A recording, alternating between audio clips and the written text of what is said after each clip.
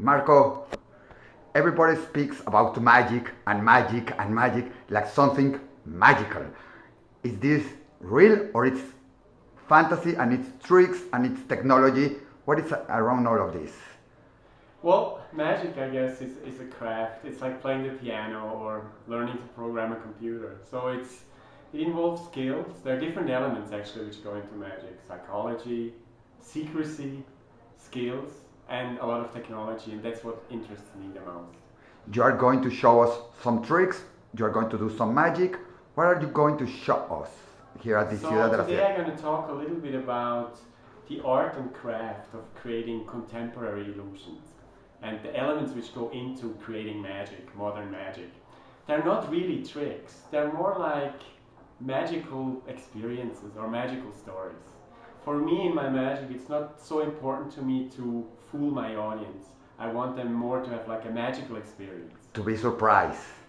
To be surprised and like the kind of experience you would have if you listen to music or literature or watch a movie. That kind of willing suspension of disbelief, like going into a fantasy world for a little bit, but not being fooled or tricked or deceived that much. We have been seeing many great magicians. One of them, David Copperfield. What do you think about this magic? Something so special like disappearing, I don't know, a statue crossing a wall.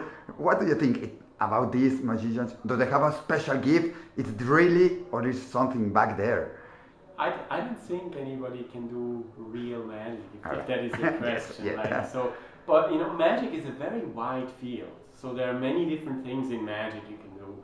Magic with your hands, or with big illusions, or on television, with editing, or it can be personable, or funny, or scary. So, and that's really great about magic. Magic is a field which is so wide that we can all do different things, and I think the only job we all have, all the magicians have, is entertaining our audience and giving them a magical experience. Here we are at dangerous ideas. What do you think magic is a dangerous idea? I wouldn't go so far. You know, like I think magic is something we all experience when we are little. When we're little kids, we love rainbows and soap bubbles, and everything is magic. When we grow up, we lose a little bit of that. A lot of people lose that. They get very disillusioned. And so I think the dangerous idea in magic is maybe to re-invoke that childhood-like sense of wonder in the audience and have them, you know, make their eyes sparkle a little bit. Do you think that now in a world full of technology, full of everything we can discover, we can Google it, we can look it at Facebook, wherever, magic is losing some of this illusion, or people are losing this imagination that sometimes discover or surprises the whole world? I think access to knowledge is always something positive, and distraction is always something maybe not so positive.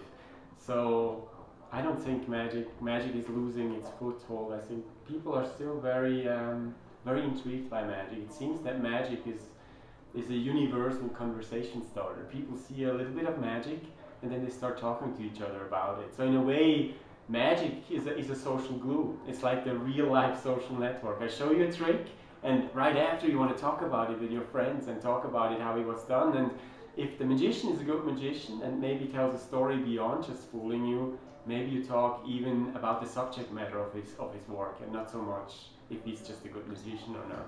Have you seen today and yesterday there were some people doing magic here at this stage, like Lior, like Robert. What do you think about them? Did you see what they do? Yeah, I generally enjoy watching magic, and I'm not very discriminative, so I like amateur magicians and professionals. I also like, when I see magic, I like to watch the audience and the reaction of the audience to the magic, which I think is the most important. So if somebody can entertain an audience, then he's a wonderful magician. When you see magic, are you really thinking about being surprised with the magic, or you are thinking, how did they do that? How did they that? How do they do it? And trying to find out. It's different because you are in that media. So for me, maybe it's... For me personally, magic is not about fooling my audience. It's about giving them a magical experience. The conversation I try to avoid is how did you do that? That was great magic. I think if that happens, I almost feel like I fail, because if it's only this, then it's just about me. But if it is, oh, that was beautiful and I never thought about technology in that way, or I didn't think about deception in that way, then we have a different conversation, which is not about me, and it's much more interesting.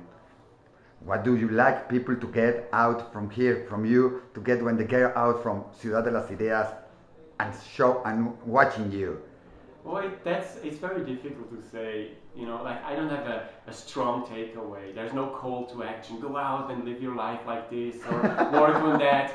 What I try do to magic, maybe. So what I try to do is I try to show what I do, and maybe some people will get inspired by exactly what it is, or by seeing somebody who's a little bit an outlier, a little bit a weird person, who's successful and enjoying what he's doing, and sometimes this can be a big inspiration, just to see somebody else who does something he truly loves and has a wonderful life doing it. Thank you. Something more you would like to tell us, to say everybody here at Ciudad de las Ideas and everybody around that?